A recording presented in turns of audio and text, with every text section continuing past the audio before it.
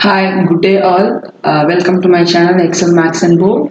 Today we will see pair of linear equation in two variables of grade 10 CBSE.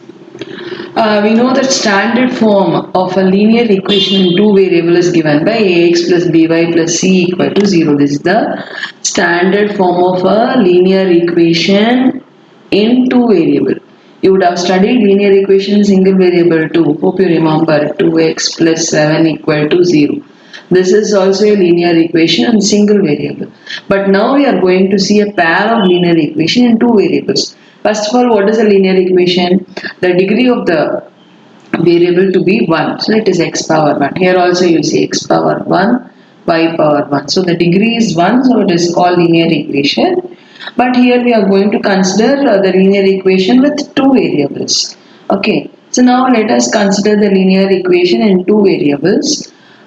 Consider these two equations a1x plus b1y plus c1 equal to 0 and the second equation as a2x plus b2y plus c2 equal to 0. We can find whether the lines are intersecting. We can find whether the lines are intersecting, parallel or coincident by comparing their coefficients. We need not draw in the graph. Without drawing in the graph, by comparing its coefficient itself, we can find whether they are intersecting. How to move about it? So compare the coefficients a1 by a2. If it is not going to be equal to b1 by b2, then the lines are consistent. So you will consistent means you will have solution intersecting lines. And what type of solution you will have here? It is since it is intersecting, you will have unique solution. You know, a linear equation is a straight line without any bend. So two straight lines can intersect at only one point, hence the solution is unique. Is it clear? Next, if the coefficients ratios are equal, then again it is consistent, means it has solution.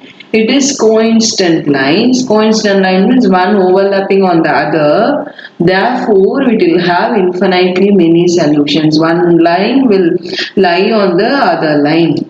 That is called coincident lines. Next, if the first two ratios are equal and the third ratio is not going to be equal, then we say it is inconsistent. That is, they do not have a solution, means they do not intersect at all. So it means they are parallel lines, right? So there is no solution. When it is no solution, we say that as inconsistent. Now, based on this formula, we'll move on to the sum and try to understand. So, on comparing the ratios, find out whether the lines are consistent or not. Also, find the type of solution it has. So, let me move the first sum. What is this? Is A1, A2, B1, B2, C1, and look at C2. There is one small trick here. So A1 by A2 is 5 by 7. A1 by A2 equal to 5 by 7. B1 by B2 is equal to minus 4 by 6. C1 by C2 equal to 8 by minus 9. Why? Because in the first equation C1 is on the left hand side. So in the second equation also this has to come to the left hand side. Then only we can make a comparison. Otherwise it is not possible. So if plus 9 comes this side to the left hand side, becomes minus 9, right? That is why I have written it as minus 9. So on comparing I find here A1 by A2 5 by 7 is not equal to minus 4 by 6. How do you compare? You can cross multiply, like 5 6 are 30. 7 into minus 4 is minus 28. So 30 and minus 28, they are not equal. Therefore, they are A1 by A2 is not equal to B1 by B2. Therefore, it is consistent. So what happens? It is intersecting lines and therefore solution is unique. Is it correct? Now let us move on to the second sum. Again, do have a check whether C1 and C2 are they both lying on the same side of the equal to symbol or on the different side of the equal to symbol. If one is on the left hand side, one is on the right hand side, and if you are going to write just like that, definitely you will lose mark. What is A1 by A2 here? A1 by A2 is 9 by 18, which is 1 by 2. B1 by B2 is 3 by 6, which is again 1 by 2. C1 by C2 is equal to 12 by 24, which is again 1 by 2. So we observe A1 by A2 is equal to B1 by B2 is equal to C1 by C2. Therefore, consistent coincident lines, and therefore infinitely many solutions. When it is coincident lines, it will have infinitely many solutions because one overlying on the other, it will touch at so many points, right? So that is why we say it as infinitely many solutions. Now let us move on to this sum, third sum. It is A1 by A2 is 6 by 2, which is 3. B1 by B2 is minus 3 by minus 1. Please do take care of the symbol also in front of the variable. So this is again 3, and we see C1 by C2 is equal to 10 by 9. Therefore, we observe A1 by A2 is equal to B1 by B2 because 3 is equal to 3. But we see it is not equal to C1 by C2. Therefore, it doesn't have any solution. So it is inconsistent. Why it does not have any solution? Because they are parallel lines. They do not meet at all, and hence no solution. Is that clear? Now let us move on to this sum. Question number 4. 7x minus 5y minus 4 equal to 0. You have to write another line so that the lines representing the pair is intersecting. So I need to write another line so that the lines are intersecting. So what is the condition for the lines to intersect? So I need A1 by A2 should not be equal to B1 by B2. That is the condition. So let me consider this line as, so A1 is 7, A2 I have to fix, should not be equal to B1 is negative 5. So you can put any number such that it is not going to be equal. Here if I put it as 2 here and it is 3. So now see 7 3s are, if you want you can check, 7 3s are 21 and 5 into minus 5 into 2 is minus 10. 21 and minus 10 they are not equal. Therefore I can write the equation as 2x plus 3y. So here the formula doesn't consider about c, so we can take any value for c, and this is the required equation for the lines to intersect. Okay, wow.